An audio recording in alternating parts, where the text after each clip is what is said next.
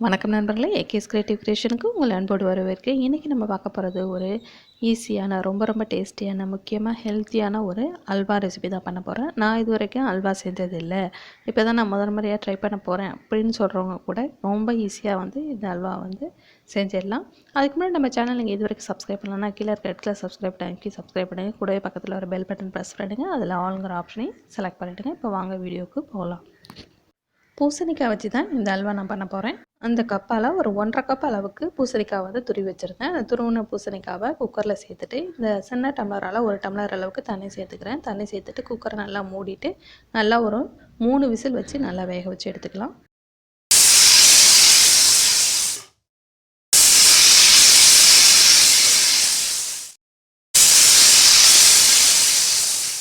இப்போ ப்ரெஷர்லாம் நல்லா ரிலீஸ் ஆகிடுச்சு. இப்போ வந்து குக்கரை வந்து ஓப்பன் பண்ணி பார்த்துடலாம்.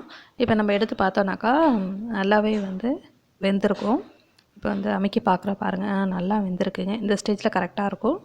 இப்போ ஒரு பேனில் நம்ம வேக வச்சு வச்சுருந்த அந்த பூசணிக்காவை அந்த தண்ணியோடையே உள்ளே சேர்த்துருங்க. தண்ணியை வந்து வேஸ்ட் பண்ணிட வேண்டாம். அந்த தண்ணியோடையே உள்ளே சேர்த்து நல்லா கலந்து விடுங்க.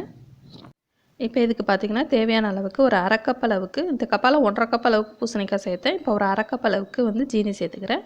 அதோட பார்த்திங்கன்னா ஃபுட் கலர் கொஞ்சமாக தண்ணி ஊற்றி கரைச்சி வச்சிருந்தேன். ஃபுட் கலர் சேர்க்கும் போது எப்போவுமே டேரெக்டாக பவுடரை வந்து கொட்டாதீங்க. ஃபுட் கலரே கெடுதல், பட் இருந்தாலும் டேரெக்டாக பவுடராக கொட்டும் போது அதிகமாக கொட்டுற மாதிரி இருக்கும். அதனால் தண்ணியில் கரைச்சி சேர்த்துக்குங்க. இப்போ இதோட கொஞ்சம் போல் வந்து உப்பு சேர்த்துடலாம். எந்த இனிப்பு செஞ்சாலும் கொஞ்சம் போல் உப்பு சேர்த்துட்டா தான் அதனோட இனிப்பு வந்து நமக்கு அதிகப்படுத்தி கொடுக்கும். நம்ம செய்யக்கூடிய ஸ்வீட் வந்து இன்னுமேட்டு வந்து டேஸ்ட்டாக இருக்கும். இதோட இதுக்கு கொஞ்சமாக வந்து ஏலக்காய் பொடி பண்ணது அதையும் வந்து சேர்த்துறேன். இது வந்து ரொம்ப ஈஸியான முறையிலே செஞ்சிடலாம். அதிக நேரம் கிளறலாம் தேவை கிடையாது. நம்ம வேக வச்சு எடுத்து மற்ற ப்ரொசீஜர்லாம் ரொம்பவே வந்து கம்மி தான். இப்போ நம்ம கலந்துக்கிட்டே வந்தோம்னாக்கா அந்த ஜீனியெல்லாம் ஓரளவுக்கு நல்லா கெட்டிப்பட்டு இந்தளவுக்கு ஒரு திக்னஸ்க்கு வந்துடும். இப்போ வந்து ஒரு 3 ஸ்பூன் அளவுக்கு இதோட வந்து நெய் சேர்த்துக்கிறேன். அதன் பிறகு வந்து கொஞ்சம் போல் முந்திரி பருப்பு வந்து வறுத்துட்டு அதையும் நம்ம உள்ளே சேர்த்துட்டு நல்லா கலந்துக்கலாம்.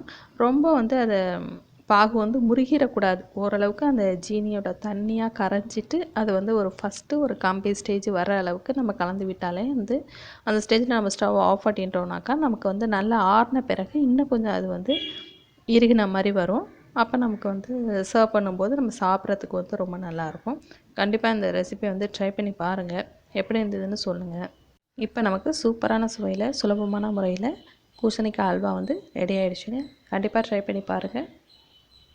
வீடியோ பிடிச்சிருந்தால் மறக்காமல் லைக் பண்ணுங்கள், ஃப்ரெண்ட்ஸ் அண்ட் ரிலேட்டிவ் கூட ஷேர் பண்ணுங்கள், கமெண்ட் பண்ணுங்கள்.